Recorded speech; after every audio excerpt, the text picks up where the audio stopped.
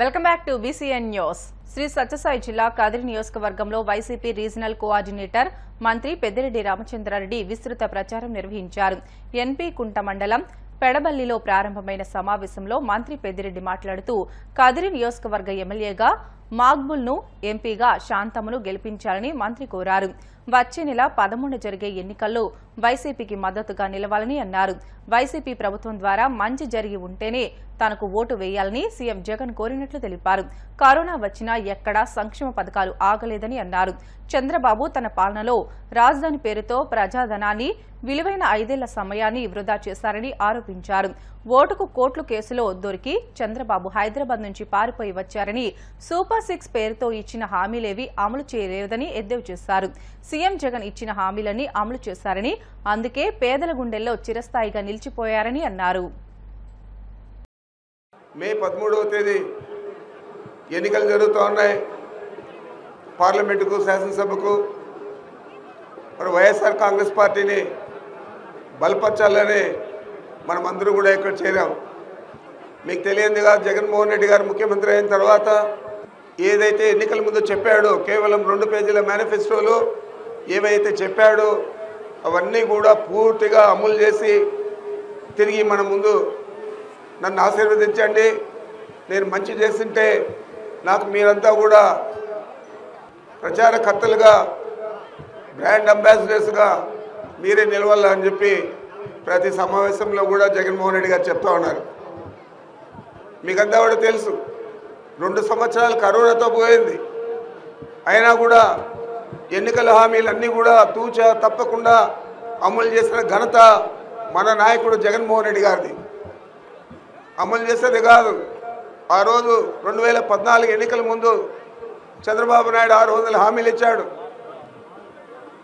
ఏ హామీ అయినా పూర్తి స్థాయిలో నెరవేర్చాడా అంటే ఏది కూడా లేదు. మరి ఆ రోజు రైతు రుణాలు మాఫీ అన్నాడు, మహిళా సంఘాల రుణాలు మాఫీ అన్నాడు, ఇంటికి ఒక ఉద్యోగం అని చెప్పాడు. యువకులందరూ కూడా గోళ్ళ మీదంతా కూడా బాబు వస్తే జాబ్ వస్తుందని చెప్పి రాశారు. మరి ఏదైనా జరిగిందా అని అడుగుతూ ఉన్నాను. మన నాయకుడు చెప్పినవన్నీ కూడా చేశాడు. ఆయన చెప్పినవి ఏది కూడా చేయలేని పరిస్థితుల్లో కేవలం 5 సంవత్సరాలు ఆయన ముఖ్యమంత్రిగా క్యాపిటల్ చుట్టూ ఉన్న భూముల చుట్టూనే ఆయన గమనమంతా కూడా భ్రమిస్తూ ఉన్నది. ఏది కూడా పొల్లు పోకుండా చేసిన వ్యక్తి జగన్మోహన్ రెడ్డి. మరి జగన్మోహన్ రెడ్డి గారు మీరందరూ కూడా ఆశీర్వదించాలా, పెద్దలందరూ మిగతా అందరూ కూడా మద్దతు ఇవ్వండి. తప్పకుండా ఇక్కడ పోటీ చేస్తూ ఉన్న పార్లమెంటుకు శాంతమ్మ గారు, శాసనసభకు మక్బూల్ గారు పోటీ చేస్తూ ఉన్నారు. మరి వీరిద్దరిని అత్యధిక మెజారిటీతో గెలిపించి జగన్మోహన్ రెడ్డి గారికి మీరు బహుమతిగా ఇవ్వాలని చెప్పి ప్రతి ఒక్కరిని కూడా ప్రార్థిస్తారు. ఎమ్మెల్యేగా ఉన్న 10 సంవత్సరాల్లో ప్రజల మనసుల్లో నిరంతరం మమేకమై నియోజకవర్గ అభివృద్ధికి కృషి చేశానని మాజీ ఎమ్మెల్యే కలవపూడి శివ పేర్కొన్నారు. పశ్చిమ గోదావరి జిల్లా ఉండిలో ఇంటింటికి వెళ్లి ఓట్లను అభ్యర్థించారు. ఆటోలు తిరుగుతూ అందరినీ పలకరించారు. ఎన్నికల ప్రచార కార్యక్రమంలో ఆయన మీడియాతో మాట్లాడారు. ప్రజాసేవ చేయడమే తన ధ్యేయంగా ముందుకు వెళ్తానని చెప్పారు. ఉండి నియోజకవర్గంలో స్వతంత్ర అభ్యర్థిగా పోటీ చేస్తున్న తనకు ప్రజలందరి ఆశీస్సులు ఉండాలని వేడుకున్నారు.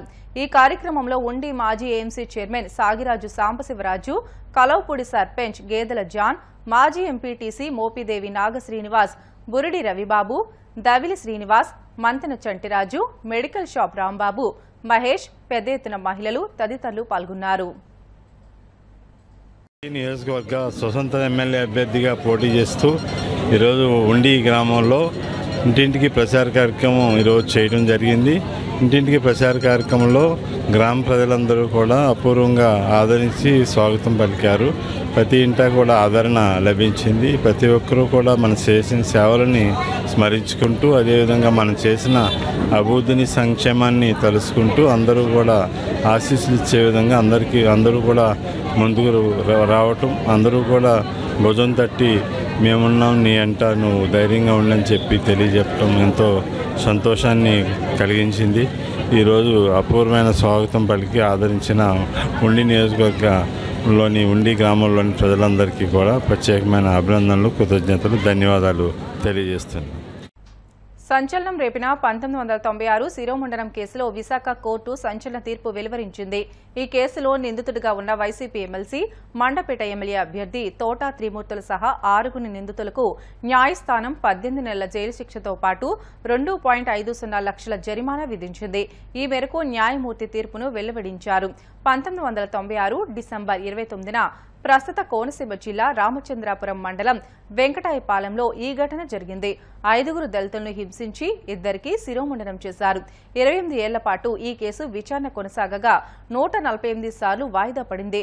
తోటా త్రిమూర్తులతో పాటు మరో 5గురిని దోషులుగా తేల్చిన కోర్టు వారికి జైలు శిక్ష, జరిమానా విధించింది. న్యాయస్థానం తీర్పుపై దళిత, ప్రజా సంఘాలు హర్షం వ్యక్తం చేశాయి. ఈ తీర్పుతో కోర్టుల పట్ల నమ్మకం పెరిగిందని తెలిపాయి.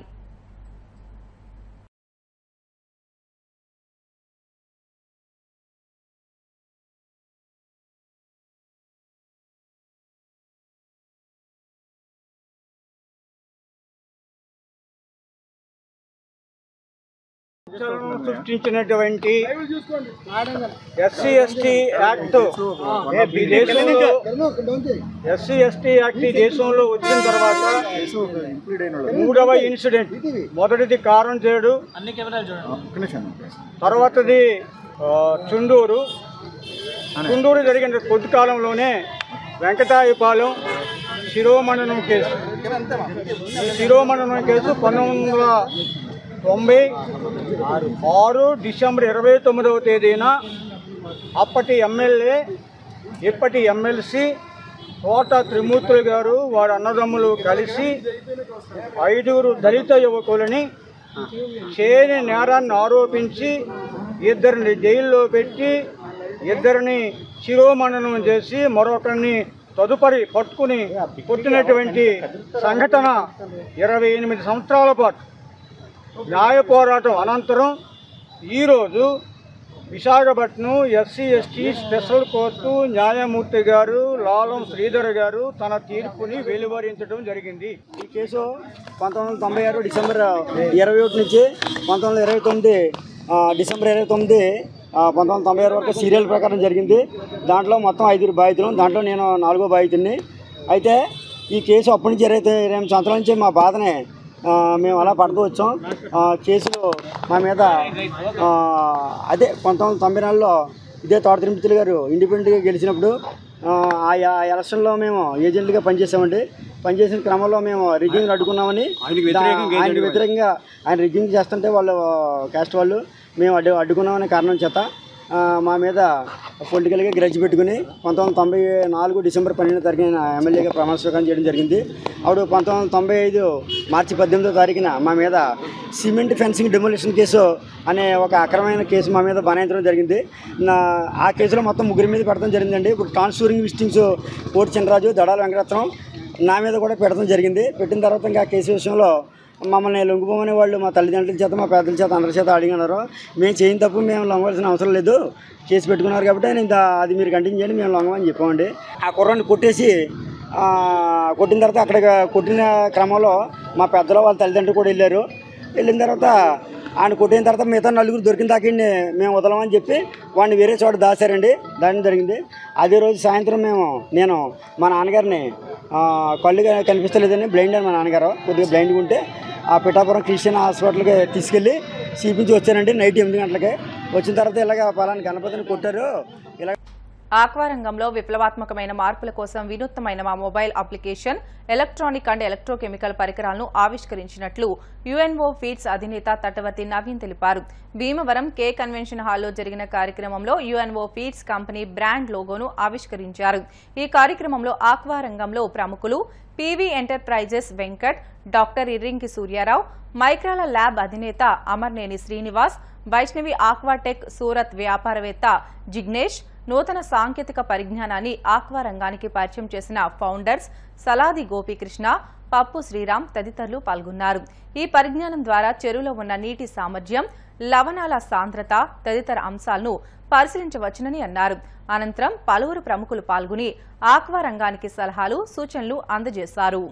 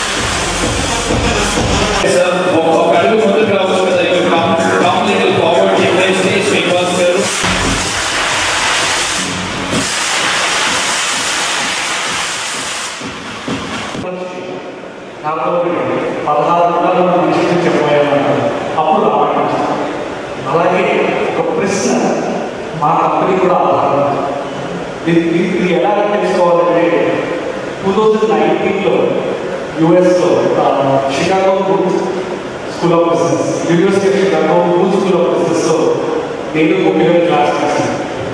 అప్పటికే గోపిగారు మనకి 4 board company as lead automation and robotics team అందులో ఆల్మోస్ట్ 400 people వర్క్ చేస్తారు రోబోటిక్స్ ఆటోమేషన్. నా background is finance and insurance. I'm based in Singapore. So మేమిద్దరం ఈ ఎంబీఏలో వస్తున్నాము. మా ఎంబీఏ వెరీ ఇంట్రెస్టింగ్ స్టోరీ. ఎందుకంటే అప్పుడు కోవిడ్ వచ్చింది. సో మన రీజియన్కి మన ప్రాంతానికి మనం ఏమైనా చేయగలమా అని ఇదే ప్రశ్న మేము సుమారు ఒక 9 నెలలు శోధించిన తర్వాత ఒక రోజున చేస్తున్నామండి. But Count 366 is the brand name which we are launching today from this platform, and Count 366 has 2 products. Today the big announcement is for 2 products. One is water quality parameters, second one is energy parameters. So basically energy parameters center we are also bringing in farm automation. So in the next few minutes we will go ahead and look at what we are doing. So this is the screen. This is our mobile application screen. We mentioned Netflix of a cinema maybe about 1 year back release that movie is called Squid Game. A Squid Game the first game was red light, green light. Red light play is red light play is unsafe and green light is a play is safe. So ఈ condition కి ఏం చేస్తామంటే మన application లో this is a very critical screen. ఈ screen లో what see is that 3.1 is a demo which is indicated red. దానికి ఈ రోజు మాట్లాడుకోగలుగుతారంటే కనుక ఇందాక శ్రీగారు చెప్పిన 3 ఏళ్ల క్రితం నాకైతే కనుక రమణ గారి చెప్పిన వాతావరణ సూచనలు పెట్టి లేదంటే కనుక ఒక పద్ధతి ప్రకారం జరిగే కలిసి నేను చూసాను. లాస్ట్ 3 years లో we try to reimagine what is an activation. So ఇక్కడ ఏం చేశారంటే మీరు ఏం చేస్తున్నారు కదా అంటే we are not trying to interfere. మేము వచ్చి రాసుకోవాలి. ఎందుకంటే మాకంటే మీ కల్చర్ బాగా తెలుసు. మేము చేస్తుంది ఏంటంటే మీ చెరువుని ఒక అర్థంతో మీకు చూపిస్తాం. అంటే అర్థంలో చూస్తే మళ్ళీ మీరే చూసేది మేము అదే చూస్తాం కాదు. చిన్న అర్థం మా మొబైల్ అప్లికేషన్లో we're actually showing all the water quality parameters in a live condition. Malayala పరిశ్రమలో కొత్త ఇండస్ట్రీ హిట్ అయిన మంజుమల్ బాయ్స్ తెలుగులో విడుదలకు సిద్ధంగా ఉంది. ప్రముఖ నిర్మాణ సంస్థ మైత్రి మూవీ మేకర్స్ తెరకెక్కించిన ఈ చిత్రం అభిమానులను విశేషంగా ఆకట్టుకుంటుంది. తాజాగా ఈ చిత్రానికి సంబంధించిన వసూళ్లను సరికొత్త పోస్టర్ ద్వారా వెల్లడించారు. తెలుగు రాష్ట్రాల్లో 10 కోట్ల రూపాయలకు పైగా వసూళ్లను రాబట్టింది. ఒక డబ్బింగ్ చిత్రానికి ఇది మంచి రెస్పాన్స్ అనే చెప్పాలి. చిదంబరం దర్శకత్వం వహించిన ఈ చిత్రంలో సౌబిన్ షాహిర్, శ్రీనాథ్ బాసి, బాలు వర్గీస్, గణపతి ఎస్ పొదువల్, జీన్ పాల్ లాల్, దీపక్ పరంబోల్, అభిరామ్ రాధాకృష్ణన్ మరియు అర్జున్ కురియన్ కీలక పాత్రలు పోషిస్తున్నారు. వార్తలు ముగించే ముందు ముఖ్య అంశాలు మరొకసారి. చంద్రబాబు, పవన్ కళ్యాణ్లపై ముఖ్యమంత్రి జగన్మోహన్ రెడ్డి విమర్శల దాడి. పేదల రాజ్యాన్ని ధ్వంసం చేసేందుకు కూటమి కట్టారని ఆరోపణ. నామినేషన్ల ప్రక్రియకు సిద్ధంగా ఉన్నామన్న అనంతపురం కలెక్టర్ వినోద్ కుమార్. 18 నుంచి 25వ తేదీ వరకు నామినేషన్లు స్వీకరిస్తామని స్పష్టం. కదిరి నియోజకవర్గంలో మంత్రి పెద్దిరెడ్డి రామచంద్రారెడ్డి ఎన్నికల ప్రచారం. వచ్చే ఎన్నికల్లో జగన్ కు అండగా నిలవాలంటూ పిలుపు. ఉండిలో మాజీ ఎమ్మెల్యే కలవపూడి శివ ఇంటింటి ప్రచారం. నియోజకవర్గ అభివృద్ధికి నన్ను గెలిపించాలంటూ విజ్ఞప్తి. ఇవి ఇప్పటివరకు బులెటిన్లోని అప్డేట్స్. మరిన్ని లేటెస్ట్ అప్డేట్స్ కోసం చూస్తూనే ఉండండి BCN న్యూస్.